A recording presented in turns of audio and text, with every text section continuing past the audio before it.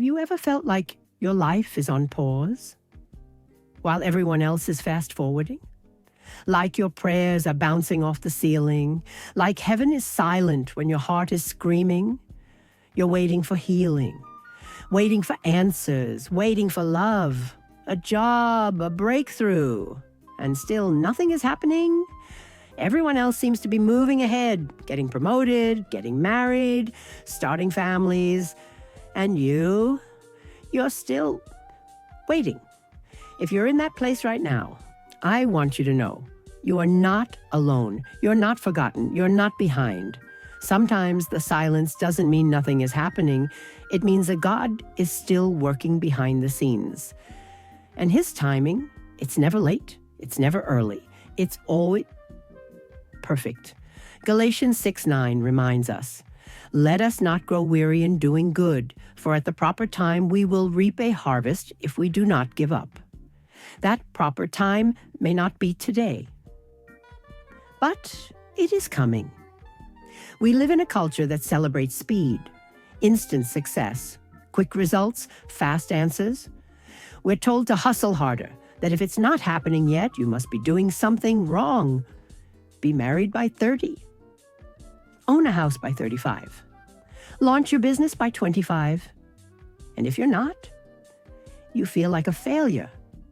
But God doesn't work on culture's calendar. He works on eternity's schedule. Isaiah 60:22 says, "When the time is right, I, the Lord, will make it happen." Not if, when. Think about that. You don't have to manipulate, force, or fake it. If he said it, he will do it in his time. You don't have to run yourself into burnout trying to make things happen. Sometimes the most powerful thing you can do is wait in faith. God's timing isn't a delay, it's divine design. You may think the waiting season is a waste of time, but it's not. In fact, some of the most powerful people in the Bible spent years waiting. David was just a shepherd boy when God anointed him king, but he didn't take the throne right away. He had to serve, hide, fight, be betrayed. It took years and a lot of pain before he wore the crown. Joseph had dreams of greatness, but before he saw the palace he experienced betrayal, slavery, false accusations, and prison. Even Jesus, and the Son of God, waited 30 years before stepping into his purpose. 30 silent years of preparation for 3 years of ministry. Why? Because waiting seasons are working seasons. God is shaping your character, stretching your faith, purifying your heart, and building your spiritual muscles. He's preparing the vessel before pouring the oil. You're not just waiting for the blessing, you're becoming the person who can carry it. Here's the truth. When you rush ahead of God, you might get what you want, but you'll miss what he intended. Abraham and Sarah were promised a child, but when the waiting felt too long, they took matters into their own hands. Ishmael was born, and so was chaos, conflict, and pain. God still blessed them with Isaac later, but the consequences of moving ahead too soon were lasting. You can manufacture a moment, or you can wait for a miracle. Have you ever taken a job you weren't supposed to? Dated someone you knew wasn't from God? All because you got tired of waiting? Be honest. Rushing doesn't bring peace. It brings regret. And sometimes it delays the real promise. Trust me. What's from God will come with confirmation and peace. No striving, no forcing, just favor. Don't let your impatience rob you of your inheritance.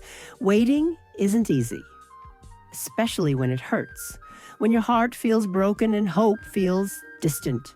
So how do you keep trusting God when you're tired? Start by reminding yourself who he is. He is good. He is faithful. He is for you. Psalm 27:14 says, "Wait for the Lord, be strong, and let your heart take courage." Wait for the Lord. Notice it doesn't just say wait. It says take courage, because it takes courage to trust in what you cannot see. You stay close to Him through prayer. You stay rooted in His Word. You surround yourself with people who remind you of truth. And most importantly, you keep moving in obedience. Don't let the waiting make you passive. Be faithful with what's in your hands now, even while you're believing for what's ahead. Faith in the waiting means saying, God, I don't know how or when, but I still believe you're working. If you're tired of waiting, this part is for you. I know the waiting season can be lonely.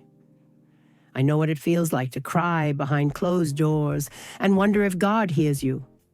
But I promise you, He does. And He's closer than you think.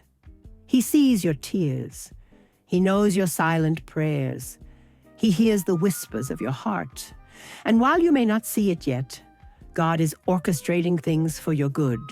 Romans 8:28 says, "And we know that in all things God works for the good of those who love Him."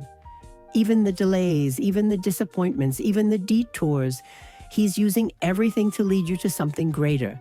So if you've been questioning whether it's worth the wait, let me remind you, yes, it is. Keep praying, keep hoping, keep trusting. The breakthrough may not come when you expect it, but it will come. You're not behind, you're not forgotten, you're not invisible. You're right on time because you are in God's hands. His timing may not be what you imagined, but it will be everything you need and more. So, don't rush the process. Don't settle for less. Don't walk away right before the miracle. Hold on. Breathe. Surrender. God is faithful, and He's still writing your story. If this message spoke to your heart, write in the comments, "I'm trusting God's timing."